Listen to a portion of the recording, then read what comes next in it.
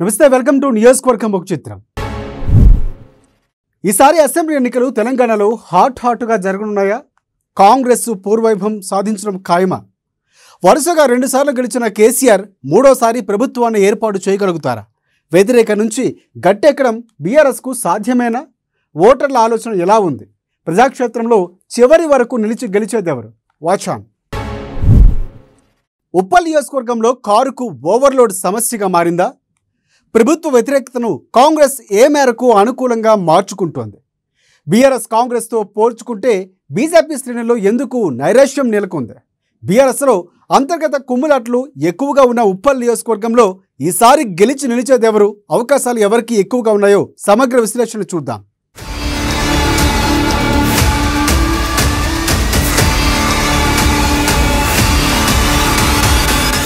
రెండు 2009లో ఏర్పడిన ఉప్పల్ నియోజకవర్గానికి సంబంధించి 2029లో బండారి రాజిరెడ్డి గారు ఇక్కడ ప్రాతినిధ్యం వహించడం జరిగింది. ఆ తర్వాత 2014లో జరిగినటువంటి అసెంబ్లీ ఎన్నికల్లో ఎన్డీఏ ప్రభాకర్ బీజేపీ నుంచి గెలవడం జరిగింది. ఇక ఆ తర్వాత 2018లో వేటి సుభాష్ రెడ్డి ప్రస్తుతం ఎమ్మెల్యేగా ప్రాతినిధ్యం వహిస్తున్న పరిస్థితులు అయితే తాజాగా కనబడతా ఉన్నాయి. దాదాపు 4,54,690 ఓటర్లు ఉండేటువంటి ఉప్పల్ నియోజకవర్గానికి సంబంధించి మరి ఈసారి ప్రజలు ఇటువైపు మొగ్గు చూపేటువంటి అవకాశాలు ఉన్నాయి. దాంతో పాటుగా అనేక సమస్యలకు కేర్ ఆఫ్ అడ్రస్ గా మారుతున్న ఉప్పల్ నియోజకవర్గానికి సంబంధించి ఇప్పటికే త్రిముఖ పోటీ ఉండేటువంటి అవకాశాలు ఎక్కువ శాతం కనబడతా ఉన్నాయి. అయితే త్రిముఖ పోటీ ఉండేటువంటి ఉప్పల్ నియోజకవర్గానికి సంబంధించి ఇప్పుడు ప్రస్తుతం ప్రాతినిధ్యం వహిస్తున్నటువంటి ఎమ్మెల్యే బేతి సుభాష్ రెడ్డి పలు అభివృద్ధి కార్యక్రమాలు చేసినప్పటికీ కూడా ప్రజల్లో మాత్రం అసంతృప్తి ఎక్కువ కనబడతా ఉంది. ఎందుకంటే గతంలో 2018లో జరిగినటువంటి ఓపెన్ చేసినటువంటి ఉప్పల్ ఎలివేటెడ్ కారిడార్ కి సంబంధించి 2018 మే 5న ప్రారంభించడం జరిగింది. అయితే ఈ ప్రారంభించినటువంటి కారిడార్ కి సంబంధించి 5 ఏళ్లు పూర్తవుతున్నా కానీ నిర్మాణ పనులు ఇంకా అస్తవ్యస్తంగానే ఉన్నాయి. దాంతో పాటుగా ఇక్కడ దాదాపుగా కూడా 6 కిలోమీటర్ల వ్యవధిలో ఉన్నటువంటి ఈ స్కైవాక్ కి సంబంధించి ప్రజలు చాలా ఇబ్బందులు పడతా ఉన్నారు. ఈ నేపథ్యంలోనే ప్రజలు మరి ఈసారి ఎవరికి మొగ్గు చూపేటువంటి అవకాశాలు కనబడతా ఉన్నాయి. దాంతో పాటుగా అసలు నియోజకవర్గ ఖర్చులంటే ప్రజలు ఏమనుకుంటా ఉన్నారు ఒకసారి చూసేటువంటి ప్రయత్నం చేయండి. బేతి సుభాష్ రెడ్డి 2018లో గెలిచినప్పటి నుంచి నియోజకవర్గంలో పెద్ద ఎత్తున అభివృద్ధి జరిగింది.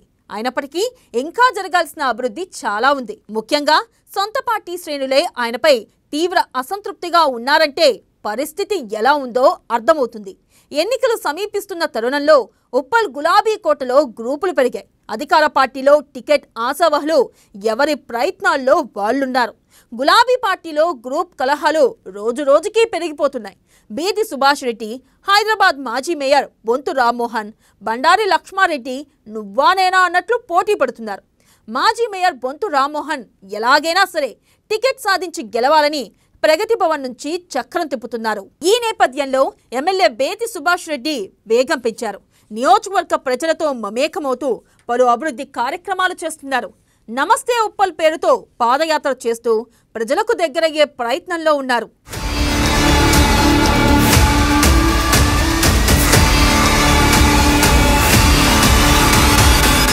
ఇక బొంతు రామ్మోహన్ సతీమణి బొంతు శ్రీదేవి ఉప్పల్ నియోజకవర్గ పరిధిలోని చర్లపల్లి కార్పొరేటర్గా ప్రాతినిధ్యం వహిస్తున్నారు. బొంతు రామ్మోహన్ కు ఇదే అడ్వాంటేజ్ గా మారింది. ఈ మధ్య బొంతు రామ్మోహన్ పుట్టినరోజు వేడుకలు ఘనంగా జరిగాయి. దీనికి నేతలు, క్యాడర్ పెద్ద ఎత్తున తరలి రావడంతో చర్చనీయాంశంగా మారింది. అంతేకాదు ఇతర కార్యక్రమాల పేరుతో బొంతు రామ్మోహన్ ప్రజల మధ్య ఉండే ప్రయత్నం చేస్తున్నారు. తాను మేయర్గా ఉన్న కాలంలో ఉప్పల్ నియోజకవర్గంలో 1,200 కోట్ల విలువైన అభివృద్ధి పనులు చేపట్టినట్లు ఆయన ప్రచారం చేసుకుంటున్నారు. వాస్తవానికి 2018లోనే ఆయన ఉప్పల్ సీటును ఆశించినప్పటికీ ఆ కల నెరవేరలేదు. దీంతో ఈసారి ఎలాగైనా గులాబీ టికెట్ను సాధించాలనే ఆశతో బొంతు రామ్మోహన్ వేగం పెంచారు. అదే క్రమంలో ఎమ్మెల్యే బేతి సుభాష్ రెడ్డి, బొంతు రామ్మోహన్కు గ్యాప్ వచ్చింది. ఎమ్మెల్యే బేతి సుభాష్ రెడ్డి కులం పేరుతో తనను అవమానిస్తున్నారని బొంతు శ్రీదేవి ఆరోపించారు. అంతేకాదు ఉప్పల్ ఎమ్మెల్యే వేధింపులు ఎక్కువయ్యాయంటూ ఆమె తీవ్ర ఆరోపణలు చేశారు. దీంతో వీరిద్దరి పంచాయతీ మంత్రి కేటీఆర్ వరకు వెళ్ళింది. ఏమైందో ఏమో కానీ ఆ తర్వాత 2 వర్గాలు సైలెంట్ అయ్యాయి. బేతి సుభాష్ రెడ్డి ఎంత గట్టిగా ప్రయత్నిస్తున్నా బీసీ కోటాలో తనకే ఛాన్స్ వస్తుందన్న ఆశతో బొంతు రామ్మోహన్ ఉన్నారు. అసలే ఇద్దరి మధ్య టఫ్ ఫైట్ ఉందంటే ఉప్పల్ టికెట్ కోసం బండారి లక్ష్మారెడ్డి కూడా సై అంటున్నారు. ఆయన కూడా పలు కార్యక్రమాలతో ప్రజలకు దగ్గరయ్యే ప్రయత్నంలో ఉన్నారు. దీంతో గులాబీ పార్టీలో సీన్ 3 ముక్కలాటగా మారింది. అసలు బీఆర్ఎస్ టికెట్ ఎవరికిస్తారన్నది ఆసక్తికరంగా మారింది. ప్రభుత్వం బాగుందా లేకుంటే లాస్ట్ టైం ఉన్న కాంగ్రెస్ ప్రభుత్వం బాగుందా? అంటే ప్రజెంట్ ఇప్పుడు రెండోసారి అధికారంలోకి వచ్చిన టీఆర్ఎస్ ఉంది, అంటే మూడోసారి కూడా అధికారంలోకి వస్తుంది. మూడోసారి కంపల్సరీ వస్తుంది. గవర్నమెంట్ అనేది చాలా బాగుంది. ఉన్న విషయం ఏం చెప్పానంటే, ఒక ఆపరేషన్ ఒక్కొక్క లేడీస్ ను కేసీఆర్ కిట్ పెట్టి గవర్నమెంట్ హాస్పిటల్లో లేడీస్ అందరూ అక్కడ పోతారు డెలివరీకి. బయటకు పోతే 40,000 50,000 40,000-50,000 ఒక ఆపరేషన్ అయితే. అలాంటిది కేసీఆర్ కిట్ పెట్టి ఆడవాళ్ళ జీవితాలు మాత్రం మంచిగా. ఇప్పుడు పెన్షన్స్ కూడా ఇప్పుడు దివ్యాంగులకి 3,000 పెన్షన్ 4,000 నుంచి మన నిన్న రైతు బంధు అనేది ఎవ్రీ ఇయర్ రైతు బంధు చేస్తుంది. నిన్న మనకు జీవో విడుదల చేసింది ఏంటంటే రుణమాఫీ కూడా విడుదల చేసింది. ఎలా ఉంది అనుకున్నారు? బాగుంది. ఈ ఉప్పల్లో ఒకసారి 2009లో మనకు కాంగ్రెస్ నుంచి రాజారెడ్డి గెలుపొందారు. ఆ తర్వాత మనకు తర్వాత జరిగిన ఎలక్షన్ లో ఎల్వీఎస్ ప్రభాకర్ గెలుపొందారు. మూడోసారి వచ్చేసి బేవి సుభాష్ రెడ్డి గెలుపొందారు. ఇప్పుడు వరుసగా 4వసారి ఏ పార్టీ అధికారంలోకి వస్తుంది అనుకుంటున్నారు? ఇక్కడ ఎమ్మెల్యే గురించి అవసరం లేదు. ఇక టీఆర్ఎస్ ఎక్కడ ఎవరికి ఇచ్చిన సీట్ ఇచ్చినా గానీ ఇక టీఆర్ఎస్ ఎవరికి ఇచ్చినా గానీ టీఆర్ఎస్. ఏ పార్టీ అధికారంలో వస్తుంది అనుకుంటున్నారు?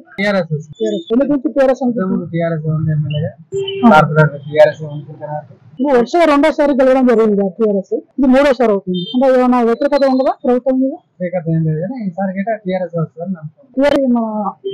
ఎవరికి సీట్ వస్తుంది అనుకుంటున్నారు? ఎందుకంటే టీఆర్ఎస్ లో ముగ్గురు పోటీ పడుతుంది. బొంతు రామ్మోహన్ ఒకసారి నేరే పోటీ చేసింది, బేవి సుభాష్ రెడ్డి రెండోసారి పోటీ చేయాలనుకుంటున్నారు. మూడోకరు బండారు లక్ష్మారెడ్డి అని ముగ్గురు ఉన్నారు. ఈ ముగ్గురికి ఎవరికి వేస్తే బాగుంటుంది అనుకుంటున్నారు మీరు? బండారు లక్ష్మారెడ్డికి వేస్తే బాగుంటుంది. ఎన్ని గురించి మీకు ఆటల పరంగా మీకు ఏమన్నా ప్రభుత్వం నుంచి కావాలనుకుంటున్నారా? ఇక బీఆర్ఎస్ లో 3 ముక్కలాట ఉందంటే కాంగ్రెస్ లోనూ సీన్ అలాగే ఉంది. ఒకరేమో బస్తీ నిద్ర, మరొకరు పాదయాత్ర, ఇంకొకరు సేవా కార్యక్రమాలతో నిత్యం ప్రజల్లో తిరుగుతున్నారు. ఒకప్పుడు ఉప్పల్ నియోజకవర్గం కాంగ్రెస్ కు కంచుకోటగా ఉండేది. కానీ ఇప్పుడు ఆ పరిస్థితి మారింది. ఉప్పల్ నియోజకవర్గ పరిధిలో 10 డివిజన్లుంటే అందులో 6 బీఆర్ఎస్ గెలుచుకోగా కాంగ్రెస్ కు 2 స్థానాలు వచ్చాయి. మరో 2 డివిజన్లలో బీజేపీ జెండా ఎగిరింది. జీహెచ్ఎంసీ ఎన్నికల్లో కాంగ్రెస్ గెలుచుకున్న 2 కార్పొరేట్ స్థానాలు ఇక్కడి నుంచే ఉండడం విశేషం. ముఖ్యంగా పీసీసీ చీఫ్ రేవంత్ రెడ్డి మల్కాజ్గిరి ఎంపీగా గెలవడంలో ఈ నియోజకవర్గమే కీలక పాత్ర పోషించిందని టాక్. ఎంపీగా రేవంత్ రెడ్డి ఉండడంతో ఈ నియోజకవర్గంలో కాంగ్రెస్ గెలుపు ఈజీ అన్న భావనలో కాంగ్రెస్ నేతలున్నారు. కాంగ్రెస్ పార్టీ ఉప్పల్ సీటు రేసులో పలు పేర్లు వినిపిస్తున్నాయి. నాగిడి లక్ష్మారెడ్డి, పరమేశ్వర్ రెడ్డి, సింగిరెడ్డి సోమశేఖర్ రెడ్డి ఈ రేసులో ఉన్నారు. కాంగ్రెస్ పార్టీ అధికారంలో వస్తే బాగుంటది నా అంచనా ప్రకారం. వేరే ప్రభుత్వం వచ్చినా కూడా అన్ని ఇస్తాయి కదా, ఎందుకు ఇవ్వదు? అన్ని సేమ్ స్కీమ్ అన్ని కంటిన్యూ చేస్తుంది. కాకపోతే 2 సార్లు ఛాన్స్ ఇస్తాం, ఛాన్స్ ఇచ్చినాం, ఒకసారి కూడా ప్రభుత్వం మారితే బాగుంటది. మాకు గవర్నమెంట్ నుంచి మేము కోరుకునేదంటే మాకు ఒక ఐడెంటిఫైడ్ కావాలి. ఇక్కడ మేము ఐడెంటిఫై లేదు. మా మేస్త్రులకి ఇక్కడ ఒకటి ప్రత్యేకంగా అనేది ఒక స్థానం లేదు. మాకు ఒక అడ్డా అనేది ఒకటి లేదు. ఇక్కడ రోడ్ల మీద నిలబడితే మాకు చాలా ఇబ్బంది చేస్తున్నారు. పోలీసులు అయినా ఇక్కడ వాళ్ళు అయినా అన్నిటికీ మాకు ఇబ్బంది పెడుతుంది. ఏ గవర్నమెంట్ కూడా మమ్మల్ని పట్టించుకుంటలేదు. మాకు బిల్డింగ్ వర్కర్స్ కావాలని అడుగుతారు. కానీ ఎంత చేసినా కూడా మాకు వర్క్ అసలు లేనే లేదు. గవర్నమెంట్ వచ్చింది ఇప్పుడు కరోనా నుంచి ఇంతవరకు మాకు పని లేక మేము చాలా ఇబ్బందులు పడుతున్నాం. ఒక రోజు చేస్తే 10 రోజులు ఇంటికాడ ఉండాల్సి వస్తుంది. ఈ వాతావరణం చూస్తే ఎట్లా అయిపోతున్నది, ఎక్కడా లేకుండా మాకు చాలా ఇబ్బంది అవుతున్నది. అందుకు మాకు చాలా కష్టాలు ఉన్నాయి. ఈ తెలంగాణ గవర్నమెంట్ అసలు పట్టించుకున్నది ఎక్కడో చేస్తున్నారు. ఇక్కడ మాత్రం ఏం లేదు. ఇక కాంగ్రెస్ పార్టీలో లక్ష్మారెడ్డి, సోమశేఖర్ రెడ్డి మధ్యనే తీవ్రమైన పోటీ ఉందని నియోజకవర్గ ప్రజలు అభిప్రాయపడుతున్నారు. సోమశేఖర్ రెడ్డి విద్యార్థి నాయకుడిగా నుండి ఎన్ఎస్యుఐ జనరల్ సెక్రటరీగా, మల్కాజ్గిరి యూత్ ప్రెసిడెంట్ గా పనిచేశారు. కాంగ్రెస్ పార్టీని నమ్ముకొని ఉన్నందువల్ల మొదటి అవకాశం తనకే వస్తుందన్న ధీమాతో ఆయన ఉన్నారు. గత ఎన్నికల్లో టికెట్ ఆశించి బంకపడ్డ రాగిడి లక్ష్మారెడ్డి మరొకసారి అదృష్టాన్ని పరీక్షించుకుంటున్నారు. మాధురి ట్రస్ట్ పేరుతో ఆయన సేవా కార్యక్రమాలు చేస్తున్నారు. మెడికల్ క్యాంపులు, పేదవారికి ఆర్థిక సహాయం, బస్తీ నిద్ర, బస్తీలలో పాదయాత్ర, ధర్నాలతో ప్రజలతో మమేకమవుతున్నారు. పరమేశ్వర్ రెడ్డి కూడా నిత్యం ప్రజలలో తిరుగుతూ బస్తీ పాదయాత్ర, సేవా కార్యక్రమాలతో ముందుకు సాగుతున్నారు.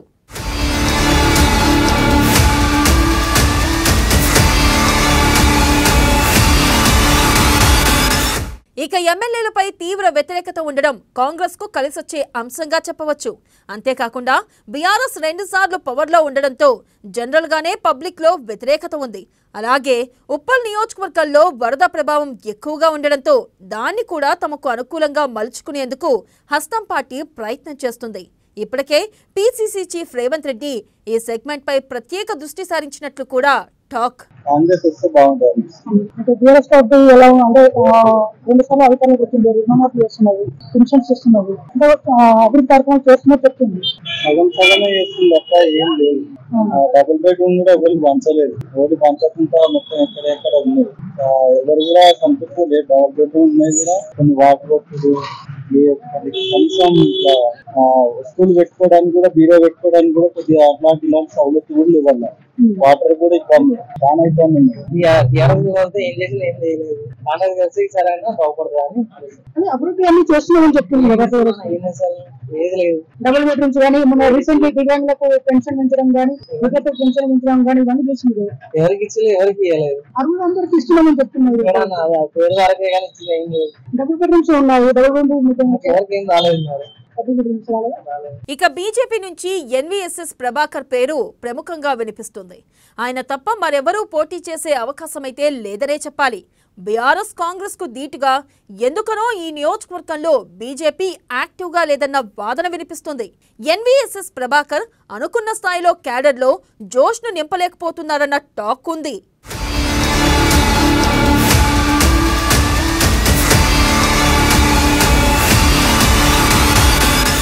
ఉప్పల్ నియోజకవర్గంలో రెండవసారి అధికారంలో ఉన్న బీఆర్ఎస్ పార్టీకి వ్యతిరేక పవనాలు కనిపిస్తున్నాయి. ట్రాఫిక్ సమస్యను కంట్రోల్ చేయడంలో ప్రభుత్వం విఫలమైందన్న వాదన ఉంది. ఇక రోడ్లు, డ్రైనేజ్ వ్యవస్థ మరీ దారుణంగా ఉన్నాయనే విమర్శలు ఉన్నాయి.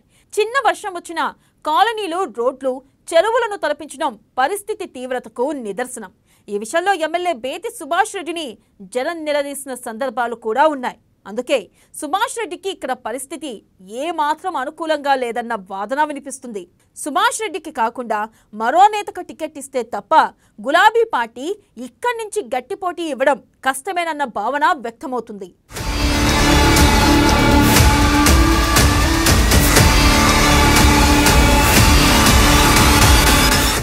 మొత్తంగా ఉప్పల్లో గత 3 ఎన్నికలను పరిశీలిస్తే ప్రతిసారి ఎమ్మెల్యే మారుతూ వచ్చారు. ప్రతిసారి కొత్త నాయకుడిని ఇక్కడి ప్రజలు ఎమ్మెల్యేగా ఎన్నుకున్నారు. ఈ నేపథ్యంలో ఈసారి కూడా అదే సెంటిమెంట్ పనిచేసే అవకాశాలు కనిపిస్తున్నాయి. పార్టీల పరంగా చూస్తే బీఆర్ఎస్ కాంగ్రెస్ మధ్య టఫ్ ఫైట్ ఉండవచ్చు. ఎవరు గెలిచినా మెజార్టీ మాత్రం తక్కువగానే ఉండే అవకాశాలు ఉన్నాయి. మరి ఎన్నికల నాటికి పరిస్థితి ఎలా ఉంటుందనేది ఇప్పుడే చెప్పలేమంటున్నారు విశ్లేషకులు.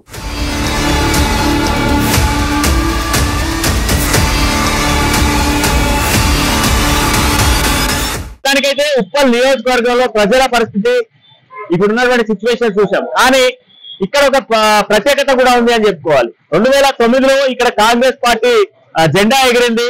అప్పటి ఎమ్మెల్యేగా ప్రాతినిధ్యం వహించినటువంటి బండారి రాజిరెడ్డి గారు ఇక్కడ ఎమ్మెల్యేగా ఉండడం జరిగింది. అయితే ఎమ్మెల్యే రాజిరెడ్డిగా అయినప్పుడు నేపథ్యంలోనే ఉమ్మడి ఆంధ్రప్రదేశ్ లో కాంగ్రెస్ పార్టీ అధికారంలోకి రావడం జరిగింది. ఆ తర్వాత మనం చూసుకుంటే ఇక్కడ 2014లో తెలంగాణ ఏర్పడిన తర్వాత ఎన్వీఎస్ఎస్ ప్రభాకర్ ఎమ్మెల్యేగా ప్రాతినిధ్యం వహించడం జరిగింది. కేంద్రంలో బీజేపీ అధికారంలోకి వచ్చింది. ఆ తర్వాత మనం చూసుకుంటే 2018లో జరిగిన ఎన్నికల్లో ఇక్కడ బేతి సుభాష్ రెడ్డి ఎమ్మెల్యేగా ప్రాతినిధ్యం వహించడం జరిగింది. అప్పుడు అధికారంలోకి బీఆర్ఎస్ పార్టీ రాష్ట్ర అధికార పార్టీగా అవతరించింది.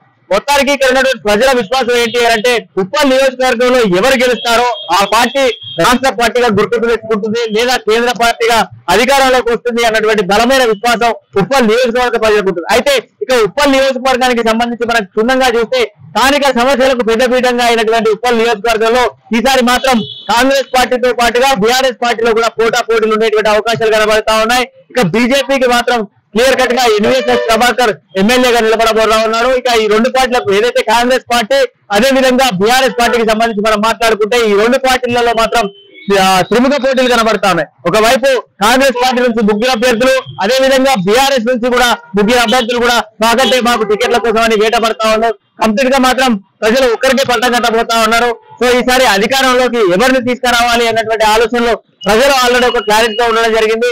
ఎవరు అధికారంలోకి వస్తే ఉప్పల్ నియోజకవర్గం అభివృద్ధి చెందుతుంది, ఎవరు అధికారంలోకి వస్తే ఈ ప్రాంతం డెవలప్ అవుతుంది అన్నటువంటి ఆలోచన ఒక ప్రజలకు క్లియర్ టైటిల్ గా కూడా ప్రజల మధ్యలోకి చేరుకున్న పరిస్థితులు అయితే కనబడతా ఉన్నాయి. మొత్తానికి ఉప్పల్ నియోజకవర్గంలో మాత్రం గెలిచే నేత ఎవరు అనేది మాత్రం కొంత క్లారిటీ వచ్చేటువంటి అవకాశాలు అయితే కనబడతా ఉన్నాయి. ఎవరు నిలబడ్డా ప్రజలు మాత్రం ఒక నాయకుడిని మాత్రం ఎంచుకునేందుకు పూర్తి స్థాయిలో కూడా విశ్వసిస్తా ఉన్నారు. ఎందుకంటే ఈ నియోజకవర్గ అభివృద్ధి కావాలి అంటే ఒక నాయకుడితోనే అవుతుంది అన్నటువంటి ఆలోచన ప్రజల్లోకి వచ్చిన పరిస్థితులు అయితే కనబడుతుంది.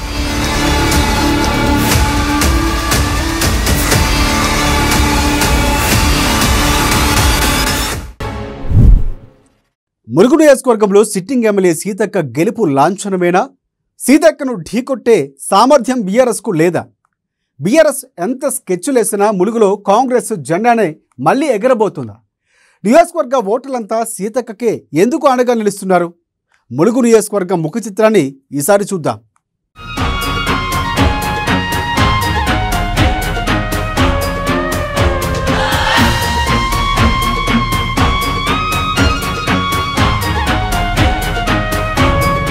పచ్చని అడివమ్మ సమ్మక్క సారలక్క పురిటిగడ్డ 1952లో అసెంబ్లీ స్థానాన్ని ఏర్పరచుకుంది ములుగు కాన్స్టిట్యూషన్. దీనికి ఈ టిఆర్ఎస్ అంటే తెలంగాణ రాష్ట్రం ఏర్పడిన తర్వాత ములుగు జిల్లాగా నామకరణం చేసిన పరిస్థితి కనపడతా ఉంది. గత ఎన్నికల్లో కాంగ్రెస్ ఓరాహోరీగా గెలిచిన నేపథ్యం అయితే ములుగు జిల్లాకు ఉంది. అప్పటి నుంచి ఇప్పటి వరకు కూడా కరడుగట్టిన కార్యకర్తగా కరడుగట్టిన ఎమ్మెల్యేగా ములుగు జిల్లా పేరున్న ఆదివాసీ ముద్దుబిడ్డ ధనసూరి అనసూయ ఆలియాస్ సీతక్కకు ఇక్కడ చాలామంది ప్రజలు ఆమె వెంట ఉన్నారు. అదేవిధంగా ఆదివాసీ ముద్దుబిడ్డ విప్లవాల పురటిగడ్డలో పురుడు పోసుకున్న ప్రస్తుతం జెడ్పీటీసీ నాగజ్యోతి కూడా బీఆర్ఎస్ మాత్రము పట్టంగా ఎమ్మెల్యే క్యాండిడేట్గా బరిలో దింపనున్న నేపథ్యం కనబడతా ఉంది. ములుగు శాసనసభ్యులుగా అభ్యర్థులుగా మాత్రం బీఆర్ఎస్ కాంగ్రెస్ మధ్యనే ద్విముఖ పోటీ ఉంటుందని చెప్పుకోవచ్చు, బీజేపీ ఉంటుందని చెప్పుకోవచ్చు. మొత్తానికైతే ఇద్దరు ఆదివాసీ ముద్దు బిడ్డలలో ఓరా ఓరి పోరు 2024లో ఎలా ఉంటుంది తెలుసుకునే ప్రయత్నం చేద్దాం. జయశంకర భూపాలపల్లి జిల్లాలోని ములుగు నియోజకవర్గం ఎస్టీ రిజర్వ్డ్ సెగ్మెంట్. ఒకప్పుడు కాంగ్రెస్ కు కంచుకోటైన ఈ నియోజకవర్గంలో అప్పుడప్పుడు ఇతర పార్టీల జెండాలు ఎగిరినా మళ్లీ హస్తం పార్టీ ఇక్కడ పూర్వవైభవాన్ని సంతరించుకుంది. సిట్టింగ్ ఎమ్మెల్యే సీతక్క ఇక్కడ నుంచి తిరుగులేని నాయకురాలుగా అవతరించి అధికార బీఆర్ఎస్ కు ముచ్చెమట్లు పట్టిస్తున్నారు.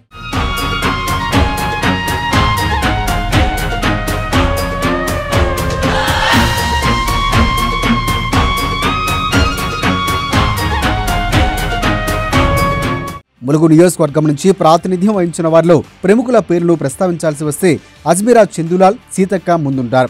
ఇద్దరు టీడీపీ నుంచి రాజకీయ ఓనమాలు నేర్చుకున్న వారే కావడం విశేషం.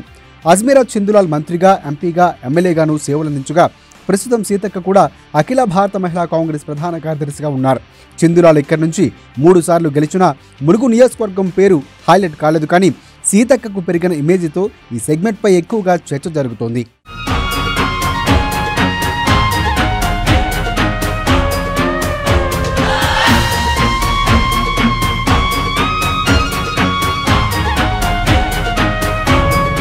రెండు 2014లో టీడీపీ అభ్యర్థిగా సీతక్క బరిలో నిలిచారు. అప్పట్లో కాంగ్రెస్ హవా వీయడంతో ఉదయం వేరయ్య చేతిలో ఓడిపోయారు. కానీ 2009లో ఆమె సత్తా చాటారు. టీడీపీ అభ్యర్థిగా బరిలోకి దిగిన సీతక్క కాంగ్రెస్ అభ్యర్థి ఉదయం వీరయ్యను ఓడించారు. కానీ 2014లో గులాబీ హవాలో ఆమెకు ఓటమి ఎదురైంది. ఓటమి ఎదురైనప్పటికీ నియోజకవర్గంలో సీతక్క చురుగ్గా పనిచేశారు. ఇంటింటికి తిరిగి జనంతో మమేకమయ్యారు. దీంతో 2018కి వచ్చేసరికి సీతక్క గ్రాఫ్ ఒక్కసారిగా పెరిగిపోయింది. రాష్ట్రంలో మారిన రాజకీయ పరిస్థితులతో ఆమె రేవంత్ రెడ్డి వెన్నంటి నిలిచారు. టీడీపీకి రాజీనామా చేసి కాంగ్రెస్లోకి చేరారు. 2018 అసెంబ్లీ ఎన్నికల్లో కాంగ్రెస్ అభ్యర్థిగా బరిలోకి దిగిన సీతక్క ఈసారి హిట్ కొట్టారు. మంత్రిగా పనిచేస్తున్న చందులాల్ను ఓడించి తన సత్తాను చాటుకున్నారామె. కాంగ్రెస్ ఎమ్మెల్యేగా అటు నియోజకవర్గంలోనూ ఇటు పార్టీలోనూ తనదైన ముద్రను వేయడం విజయం సాధించారామె.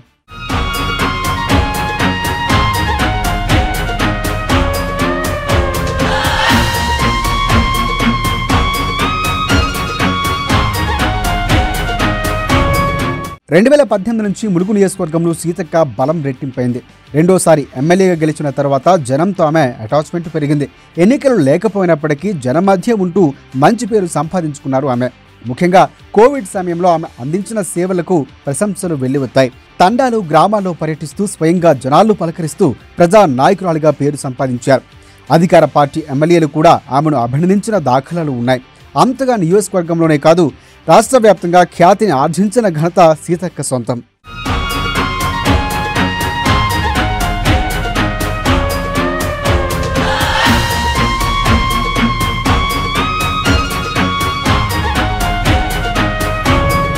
సీతక్కకు అనేక సానుకూల అంశాలు ఉన్నాయి. స్వతహాగా ఆమె విప్లవోద్యమంలో పనిచేసి ప్రజా జీవితంలోకి వచ్చారు. ఆమెది గిరిజన సామాజిక వర్గం. దీనికి తోడు అత్యున్నత చదువులు చదివారామె. ప్రజా సమస్యల పట్ల కమిట్మెంట్ ఉంది. అన్నింటికి మించి సౌమ్యురాలు. ప్రతిపక్షానికి ఉన్న అతి కొద్ది మంది మహిళా అగ్రనేతల్లో ఆమె ఒకరు. ఇతర పార్టీల నేతలపై విమర్శలు చేసేటప్పుడు కూడా ఆమె గీత దాటి మాట్లాడే పరిస్థితి కూడా ఉండదు. చెప్పాల్సిన అంశాన్ని కుండ బద్దలు కొట్టి చెప్పడమే తప్ప అనవసరంగా మాట్లాడి విమర్శలు కొని తెచ్చుకునే దాఖలాలు కూడా లేవు సీతక్కకు. ఇలాంటి అంశాలన్నీ ఆమెకు సానుకూలంగా మారాయి. ముఖ్యంగా మంత్రులు కేటీఆర్, హరీష్ లాంటి వారు కూడా సీతక్కను చాలా గౌరవంగా చూస్తారంటే ఆమెకున్న పేరు అలాంటిది. ఇక కాంగ్రెస్లో చూస్తే రేవంత్ రెడ్డికి అత్యంత సన్నిహితురాలు సీతక్క. అంతెందుకు కాంగ్రెస్ అగ్రనేత రాహుల్ గాంధీ కూడా సీతక్క కనిపిస్తే చాలు ఆప్యాయంగా పలకరిస్తారు. పార్టీ పరంగానూ ఆమె ఇమేజ్ ఏ స్థాయికి వెళ్ళిందంటే ఈ మధ్య అమెరికా పర్యటనలో రేవంత్ రెడ్డి సీతక్క గురించి గొప్పగా మాటలు మాట్లాడారు. కాంగ్రెస్ పవర్లోకి వస్తే సీతక్క కూడా సీఎం రేసులో ఉంటారని చెప్పుకొచ్చారాయన. ఆ స్థాయిలో సీతక్క హవా నడుస్తుంది. ఇవన్నీ ఆమెకు కలిసొచ్చే అంశాలే.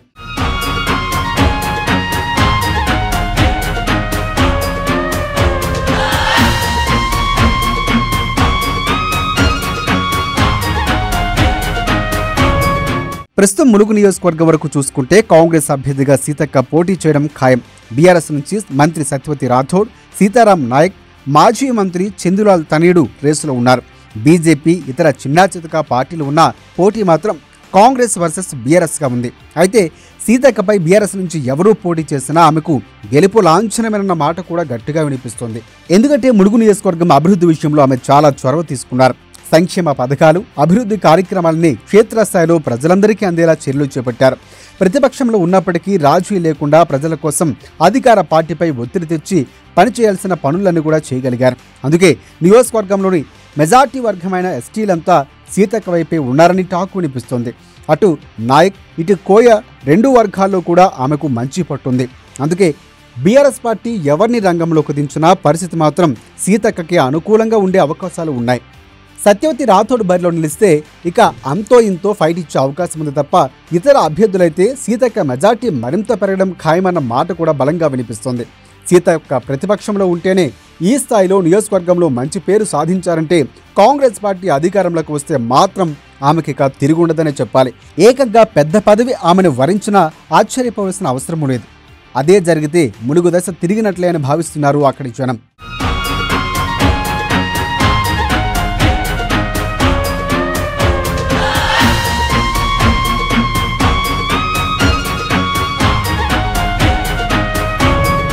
ప్రస్తుతం ములుగు నియోజకవర్గంలో ఉన్న సమీకరణాలు బట్టి చూస్తే సీతక్క గెలుపు ఎప్పుడో ఖాయమైపోయిందని, ఇక తేలాల్సింది మెజార్టీనని కూడా విశ్లేషకులు కూడా స్పష్టం చేస్తున్నారు. ప్రజాక్షేత్రంలో ఇక ఆమెకు తిరుగులేదని ఘంటాపదంగా చెబుతున్నారు.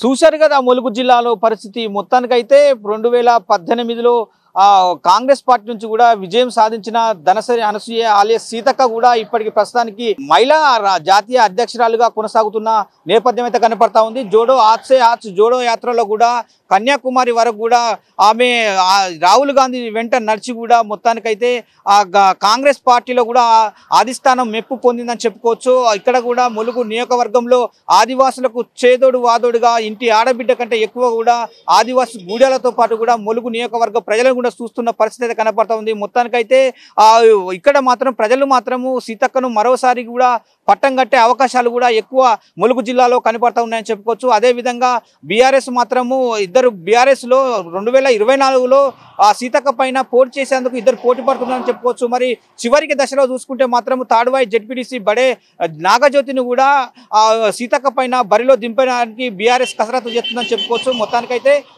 బీజేపీ మాత్రము ఇంతవరకు క్యాండిడేట్ కూడా డిక్లేర్ అనేది కూడా లేదు. మొత్తానికైతే 4 ఉంటారా, లేకపోతే మహబూబాద్ జిల్లాగా అధ్యక్షునిగా కొనసాగిన యాప సీతయ్యను ఇక్కడే ములుగు జిల్లాలో అభ్యర్థిగా నిలబెడతారనే అనే విధంగా కూడా ఉంది. మొత్తానికైతే ఆ బీజేపీ ఇంతవరకు అయితే క్యాండిడేట్ డిక్లేర్ చేయలేకపోయింది. కాబట్టి ఇప్పటి వరకు అయితే ప్రజల నాలుకలలో మాత్రము సీతక్క కాంగ్రెస్ అభ్యర్థిగా కొనసాగుతుంది. మరోసారి కూడా కాంగ్రెస్ కే పట్టం కట్టాలని చెప్పి కూడా పబ్లిక్ అయితే చూస్తున్న పరిస్థితి కనపడతా ఉంది. అట్లాగే కూడా తాడువాయి జడ్పీటీసీగా కొనసాగుతున్న కొనసాగుతున్న ప్రస్తుతం బడే నాగజ్యోతి కూడా ఇక్కడ బీఆర్ఎస్ కు మాత్రం ములుగు జిల్లాలో ములుగు నియోజకవర్గంలో కూడా ఆదివాసులు ఇద్దరికి పోటీ పెట్టే అవకాశాలు కూడా ఉన్నాయని చెప్పి కూడా బీఆర్ఎస్ నేతలు కసరత్తు చేసుకున్న పరిస్థితి కనపడతా ఉంది. మొత్తానికి తాజాగా చూసుకుంటే మాత్రము ములుగు నియోజకవర్గంలో ప్రధాన పార్టీలు అయితే కాంగ్రెస్ బీఆర్ఎస్ మాత్రము హోరాహోరీ పోటీ ఉంటుందని చెప్పుకోవచ్చు. ఎవరికి పట్టం కడతారో ములుగు ప్రజలు వేచి చూడాల్సిన పరిస్థితి అయితే కనపడతా ఉంది. కెమెరా పర్సన్ బాలుతో స్వామి, అమ్మా న్యూస్, వరంగల్.